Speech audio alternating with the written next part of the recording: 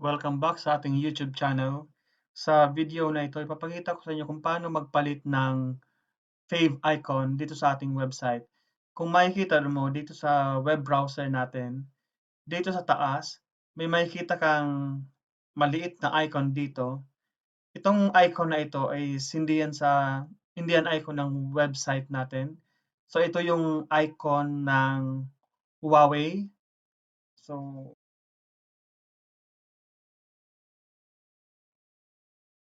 yan yung icon ng Huawei. I don't know.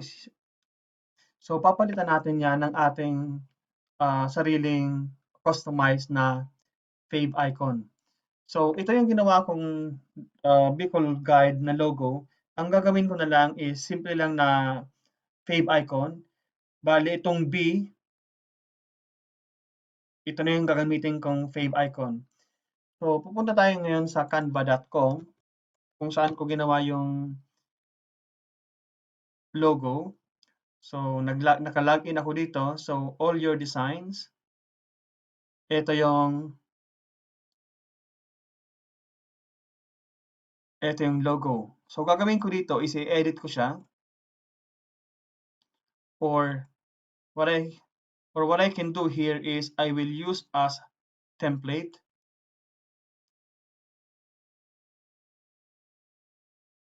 Okay, and I will delete this. I don't need this one. Okay, dinelete ko na yung iba. And ito lang ang kailangan natin.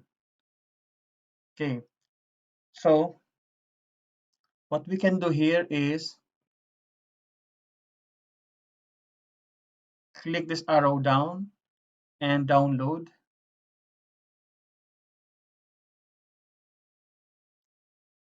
Download the file.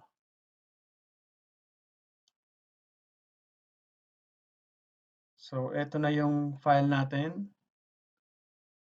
So cut mo yan.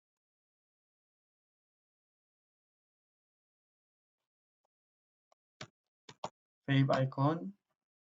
So what we can do here is, okay, nakopya na natin yung fave icon natin. Kaya lang i-edit natin siya, ika-crop natin yung size niya. So punta tayo sa www.thefunky.com. Ito yung lagi kong ginagamit na editing website. So punta ka sa Create and Photo Editor.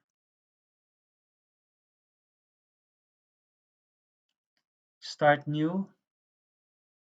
Open your file. Copy this file. Open.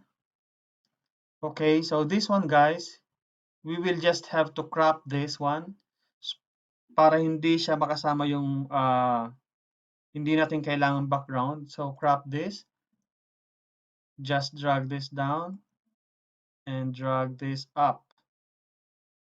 So, and click this check to apply.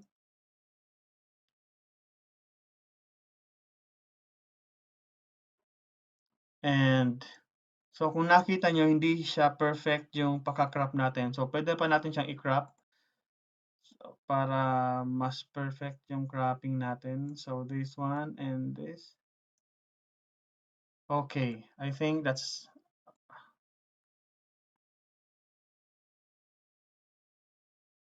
okay. Then save. Lagyan mo ito ng panibagong file name and save. Okay. So ito na yung fave icon natin.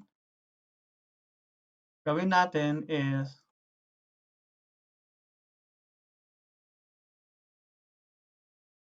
we log into our admin dashboard. So go back here and dashboard.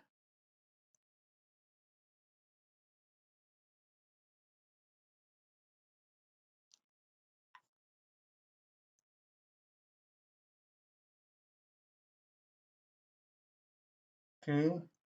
Go to extra. and theme options.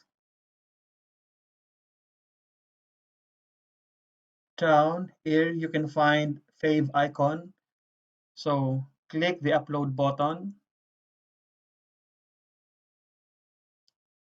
upload files, select the file, go to the files, this one, Fave icon 1, open,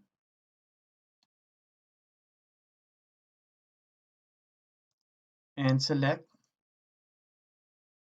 Okay guys, na-upload na siya. So what we can do now here is scroll down and save changes. Okay, so let us see if napalitan na yung Fave icon natin. Go to visit the site.